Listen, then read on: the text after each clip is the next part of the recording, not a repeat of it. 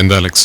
Sir, പാറമട സുഭാഷിനെയും ജയപ്രതാപിനെയും locate ചെയ്തിട്ടുണ്ട് sir. അവർ നാഗർകോവിൽ ഒരു കോളനിയിലുണ്ട്. അവർക്ക് അവിടെ ചില ലോക്കൽ ഗുണ്ടകളുടെ സഹായവും ഉണ്ട്. ഒരു മിനിറ്റ്, ഞാൻ എന്താ വരുന്നു. ശരി സർ.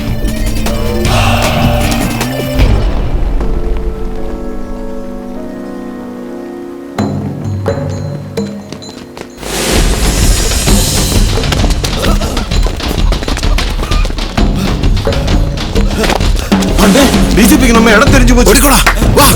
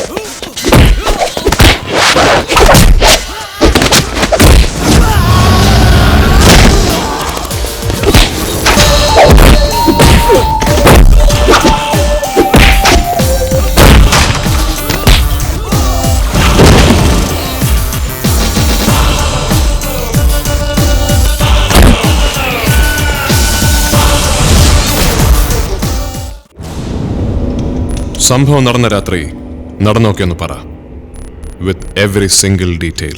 ക്രിക്കറ്റ് ലീഗിലെ കേരള ടീമിനെ അനൗൺസ് ചെയ്ത പത്രസമ്മേളനം കഴിഞ്ഞ് സൈമണിന്റെ വക വിഴിഞ്ഞത്തെ ക്ലൗഡ് 9 റിസോർട്ടിൽ ഒരു ട്രീറ്റ് ഉണ്ടായിരുന്നു.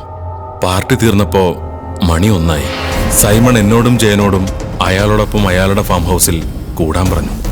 സൈമൺ എന്റെ കൂടെ വന്ന് വണ്ടിയിൽ കയറി. അവൻ തന്നെ ഡ്രൈവ് ചെയ്യണമെന്ന് വാശി പിടിച്ചു. ഓക്കെ, ഞാൻ ഇവരെ വിട്ടിട്ട് വരാം. Bye, good night, all of U.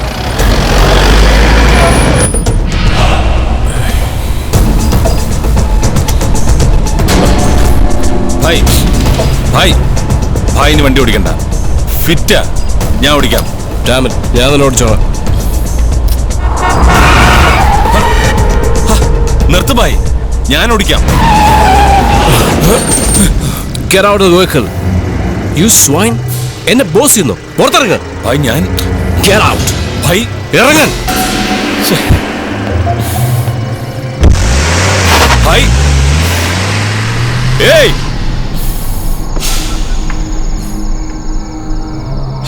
Hello hello Jaya, നീ ഇവിടുന്ന് പുറപ്പെട്ടോ? ഞങ്ങളമ്മ ഉടക്കി, എന്നെ വണ്ടി നിറക്കി വിട്ടു. ആ, ഞാൻ വഴി തന്നെ നിൽക്കുവാ. ഓക്കെ, വേഗം വാ. വേഗം.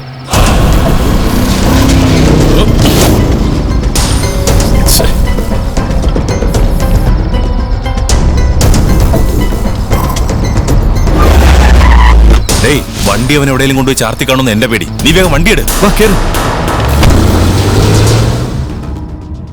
ഇവൻ വന്ന് എന്നെ പിക്ക് ചെയ്ത് കുറച്ചു ദൂരം കഴിഞ്ഞപ്പോൾ ഞങ്ങൾ കണ്ടത് സൈമൺ ഓടിച്ചു പോയ എന്റെ വണ്ടി വഴി കിടക്കുന്നതാ.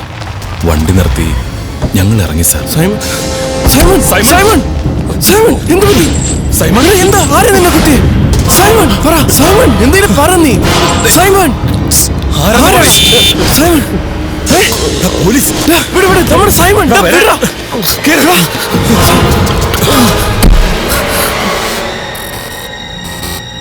മനസ്സറിയാതെ ഈ കേസിൽ അകപ്പെട്ടു പോയതാ സർ. ഞങ്ങൾ അറസ്റ്റ് പേടിച്ച ഞങ്ങൾ ഒളിവിൽ പോയത്. ഏതെങ്കിലും കോടതിയിൽ കീഴടങ്ങാനായിരുന്നു പ്ലാൻ. ഈ പറഞ്ഞതിനപ്പുറം ഒന്നും ഞങ്ങൾക്കറിയില്ല സാർ. സാറിന് എന്ത് വേണമെങ്കിലും അന്വേഷിക്കാം. സാർ എന്റെ മൊബൈൽ കോൾ ലിസ്റ്റ് എടുത്ത് നോക്കിക്കോളൂ. സംശയിക്കത്തക്ക ഒരു കോൾ പോലും അതിൽ കാണില്ല. സൈമണുമായി വഴക്കുണ്ടായി നിന്നെ വഴിയിലിറക്കിയതിന്റെ ഏകദേശം എത്ര നേരത്തിനകം ജയപ്രതാപ് നിന്റെ അടുത്ത് എത്തിക്കാണും? ഏകദേശം അരമണിക്കൂർ സാർ. ശരിയാണോ? അതെ സർ. നിങ്ങൾക്ക് മാർട്ടിൻ ദിനർ എന്ന് പറഞ്ഞൊരാളെ അറിയോ? ഏയ്, അറിയില്ല സാർ.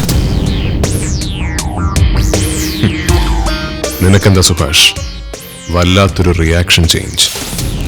ഇല്ല സാർ, ഒന്നുമില്ല. Sir, Niranjan has something important to brief you. Yes sir, ജയപ്രതാപിനെയും പാറമട സുഭാഷിനെയും ചോദ്യം ചെയ്തതിൽ നിന്നും നമുക്ക് കൂടുതൽ വിവരങ്ങളൊന്നും കിട്ടിയിട്ടില്ല. അവർക്ക് പറയാനുള്ളത് മോറോലെസ് നമുക്കിതുവരെ അറിയാവുന്ന കാര്യങ്ങൾ തന്നെയാണ്. But there is one development. Tell me. സ്വന്തം നിരപരാധിത്വം സ്ഥാപിക്കാൻ ശ്രമിക്കുന്നതിനിടയിൽ പാറമട സുഭാഷ് 2 പ്രാവശ്യം എന്നോട് പറഞ്ഞു, സാറ് വേണമെങ്കിൽ എന്റെ കോൾ ലിസ്റ്റ് പരിശോധിച്ചോളൂ. That made me curious. So ഞാൻ അയാളുടെ കോൾ ലിസ്റ്റ് എടുത്തു. സൈമണുമായി ഒരുമിച്ച് വണ്ടിയിൽ കയറി പുറപ്പെട്ടതിന് ശേഷം കൊല നടക്കുന്നവരെയുള്ള ഏതാണ്ട് 45 മിനിറ്റുകൾക്കുള്ളിൽ സുഭാഷ് മൊബൈലിൽ ബന്ധപ്പെട്ടിരിക്കുന്നത് ജയപ്രതാപിനെ മാത്രമാണ്. തമ്മിൽ വഴക്കുണ്ടായപ്പോൾ സൈമൺ തന്നെ വണ്ടിയിൽ നിന്നും ഇറക്കി വിട്ടു എന്ന് പറയാൻ. ഇവിടെ എനിക്ക് മറ്റൊരു സാധ്യത തോന്നി. സൈമണുമായി വണ്ടിയിൽ കയറിയുടൻ സുഭാഷിന് ആർക്കെങ്കിലും ഒരു മെസ്സേജ് നൽകണമെങ്കിൽ അതിന് മറ്റൊരു മാർഗമുണ്ട്. A very usual method. ആരെയാണോ അലേർട്ട് ചെയ്യേണ്ടത് അയാളുടെ ഫോണിലേക്ക് ഒരു മിസ്ഡ് കോൾ കൊടുക്കുക. ഡയൽ ചെയ്ത് 1-2 റിങ്ങുകൾക്കുള്ളിൽ കട്ട് ചെയ്യുന്ന കോളുകൾ കോൾ ലോഗിൽ ഒരിക്കലും റിഫ്ലക്ട് ചെയ്യില്ല. പക്ഷേ സെൽ പ്രൊവൈഡർ സെർവറിലെ ലോഗ് ഫോൾഡറിൽ 14 ദിവസം വരെ അത്തരം ഡേറ്റ അവൈലബിൾ ആണ്. സുഭാഷിന്റെ സെല്ലിന്റെ ഒരു ഡീറ്റെയിൽ ലോഗ് സൈബർ സെല്ലിൽ നിന്നും നമുക്ക് ലഭിച്ചിട്ടുണ്ട്. Page number 3 in the folders. സൈമണുമായി യാത്ര തിരിച്ചോടൻ കൃത്യം 1:21 അവൻ 9946509770 എന്ന നമ്പറിലേക്ക് ഒരു മിസ്ഡ് കോൾ കൊടുത്തിട്ടുണ്ട്. സുഭാഷ് ആർക്കാണ് മിസ് കോൾ കൊടുത്തത്? You trace the number? Yes sir. RDX Anil, a high profile criminal. അയാളുടെ കേരള മൊബൈലിലേക്കാണ് സുഭാഷ് വിളിച്ചത്. സർ, കോറികളിൽ സ്ഫോടക വസ്തുക്കൾ എത്തിച്ചു കൊടുക്കുന്ന ഒരു ഇല്ലീഗൽ ട്രാൻസ്പോർട്ടറായിട്ടായിരുന്നു അവന്റെ തുടക്കം. പിന്നെ ഈ ഗ്രൂപ്പ് രാമേശ്വരം വഴി ശ്രീലങ്കയിലേക്ക് RDX കടത്തി തുടങ്ങിയതോടെയാണ് RDX അനിൽ എന്ന വിളിപ്പേര് വീണത്. സുഭാഷിന്റെ കോറി ഇടപാടുകളിൽ അനിലിന് ഇൻവെസ്റ്റ്മെന്റ് ഉണ്ട്. തമിഴ്നാട് ഇന്റലിജൻസുമായി നമ്മൾ ബന്ധപ്പെട്ടു സർ. RDX അനിലിനെ നിയന്ത്രിക്കുന്നതും സംരക്ഷിക്കുന്നതും മാർട്ടിൻ ദിനകറാണ്. ഈ വിവരം ഞങ്ങളിപ്പോൾ ആരുമായി ഷെയർ ചെയ്തിട്ടില്ല. എങ്ങനെയെങ്കിലും ഇത് ലീക്കായാൽ അനിൽ രക്ഷപ്പെടും.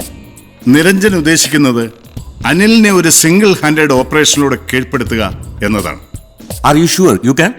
Yes sir, I can. Then good luck. Thank you sir.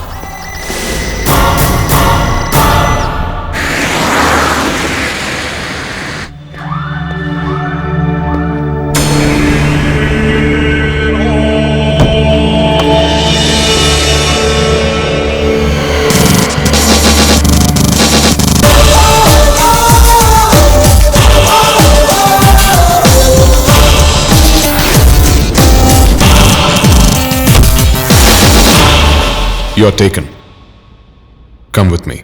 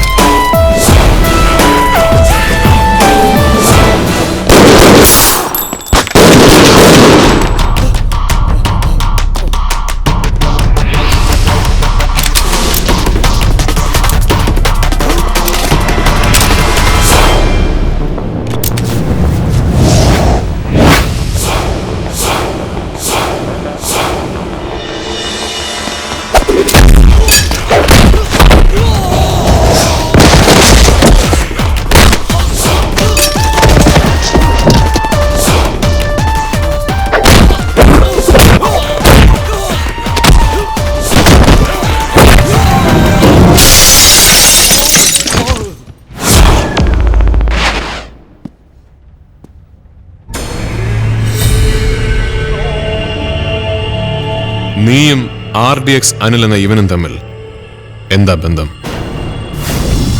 ഉത്തരം പറയുന്നതാണ് സുഭാഷ് നിനക്ക് നല്ലത്. അല്ലെങ്കിൽ ഇനി ഇവൻ ഉൾപ്പെട്ട പല കേസുകളിലും നിന്റെ പേരുകൂടി കാണും.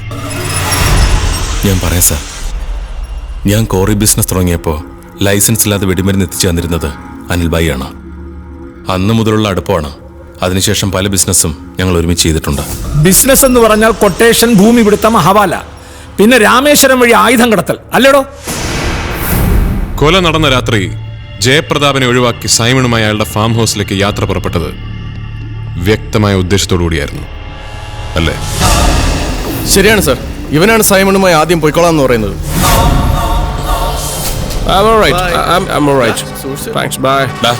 ഞങ്ങൾ ഭായിയുടെ ഫാം ഹൗസിൽ പോവാ. നീ ഇവരെ വിട്ടിട്ടങ്ങ് വന്നാൽ മതി. ബൈ മച്ചാ, ഞാൻ തന്നെ ഓടിക്കും. Okay bye bye. സൈമണുമായി യാത്ര പുറപ്പെട്ട ഉടനെ നീ ഇവനൊരു മിസ്ഡ് കോൾ കൊടുത്തിരുന്നു. എന്തായിരുന്നു അതിന്റെ പിന്നിലെ ഒരു പ്ലാനിങ്? നീ ഒന്നും പറയണ്ടടാ, ഇവന്മാരൊരു പുല്ലും ചെയ്യില്ല.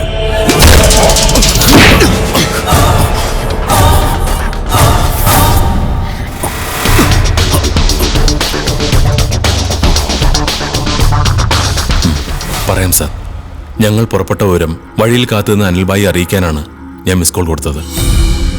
പിന്നീട് നടന്നത്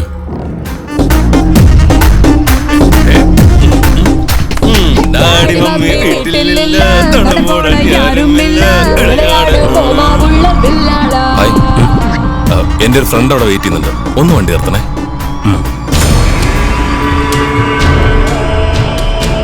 അതെ.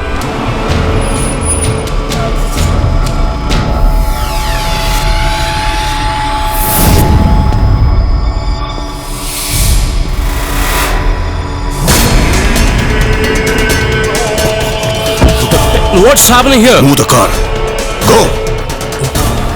Go.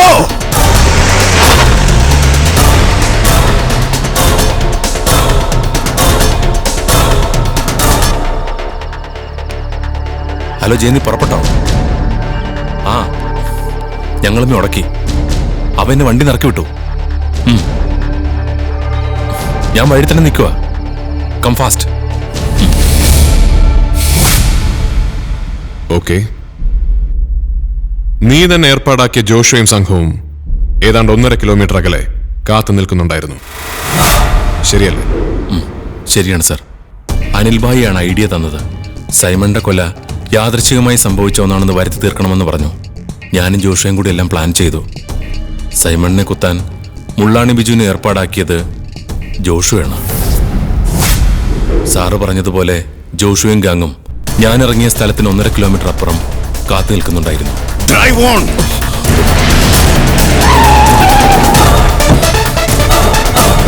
Hey, Brad, what's wrong with you?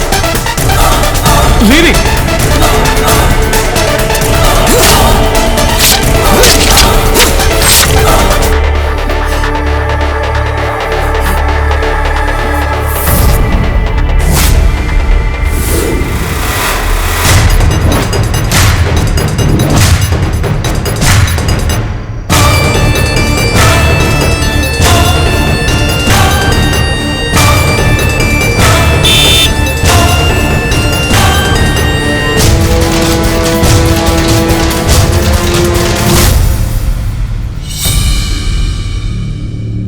അപ്പോൾ സൈമൺ ഒരു ബൈക്ക് ഇടിച്ച് വീഴ്ത്തിയതും നീയും ഗാങ്ങും അയാളെ ഫോളോ ചെയ്തതും മുള്ളാണി ബിജു ഒരു ആവേശത്തിന് കയറി അയാളെ കുത്തിയതും ഒക്കെ വെറും കെട്ടുകഥ അല്ലേ?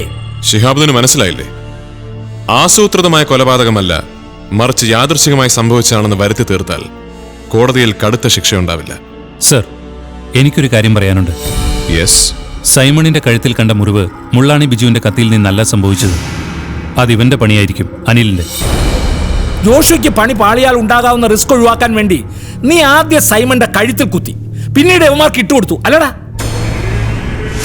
ശിഹാബുദ്ദീൻ സാർ, സൈമന്റെ രക്തക്കറ നമ്മൾ വണ്ടിക്കുള്ളിൽ കണ്ടത് മുൻ സീറ്റിലല്ല, പിൻ സീറ്റിലാണ്. ഇനി എത്ര വളച്ചൊടിച്ചാലും നിനക്ക് ഈ കേസിൽ നിന്നും രക്ഷപ്പെടാൻ പറ്റില്ല. നിന്നെ ഞാൻ പൂട്ടും. അതുകൊണ്ട് പറയടാ, സൈമണെ വണ്ടിയിൽ നിന്നും വലിച്ചിറക്കിയത് പിൻ സീറ്റിൽ നിന്നല്ലേ?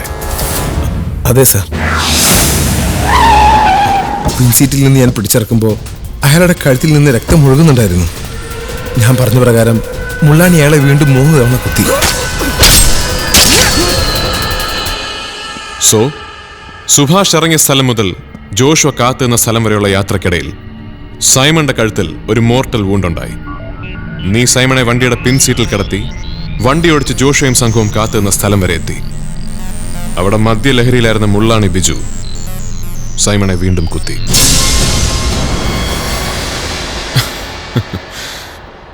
This is a stunningly intelligent crime. ഇതിന്റെ പുറകിലെ സൂപ്പർ ബ്രെയിൻ ആരാണെന്ന് എനിക്കറിയാം. The man behind you. Prove it in the court. Yes, I will. I'm going to take him and rip him apart. Your demigod, the one and only Martin Dinagar.